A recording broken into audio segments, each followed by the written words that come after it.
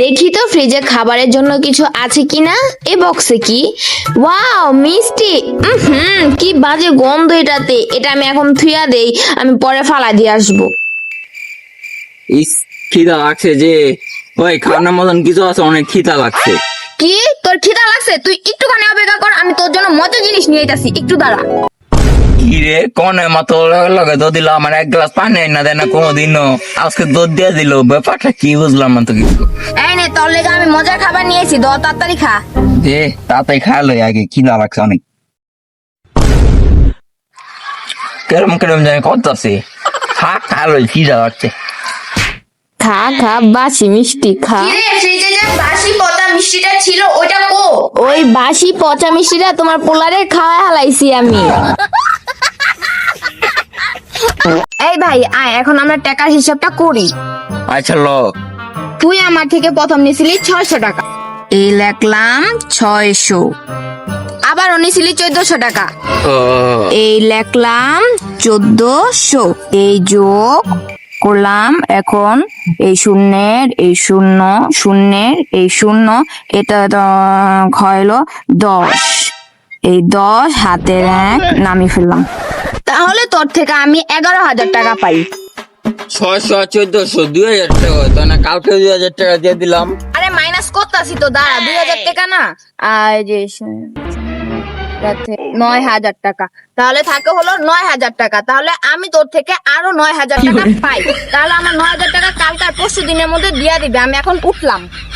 এসে কি কয়? কত গরম পড়ছে।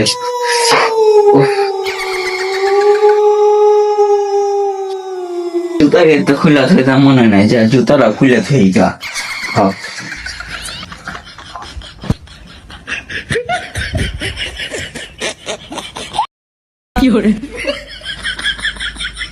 রিচ প্যারেন্টস এর বাচ্চারা যখন আইসক্রিম ফিনিশ করে ফেলে, তখন তাদের মা ওই বক্সটি নিয়ে গিয়ে ডাস্টবিনে ফেলে দিয়ে আসে। And my parents. নাও, খাওয়া শেষ। খাওয়া শেষ, এর অপেক্ষায় আমি আসছিলাম।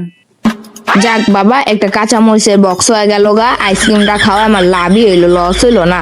বা সে বক্সটাও অনেক সুন্দরী, কত বড় বক্স। থিয়া দেলা ফ্রিজে নিয়া 1 মাস ধরে ফ্রিজে থাকলেও নষ্ট হইব না।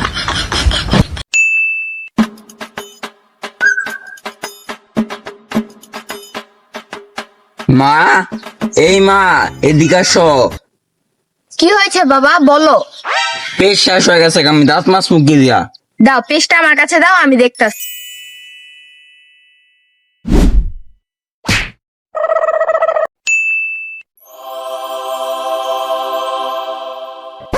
এই যে এনো, এই যে আরেকটা পেস্ট।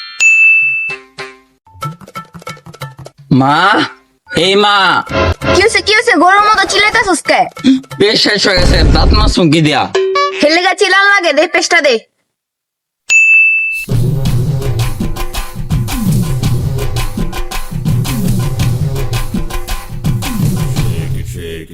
দে ব্রাশটা দে।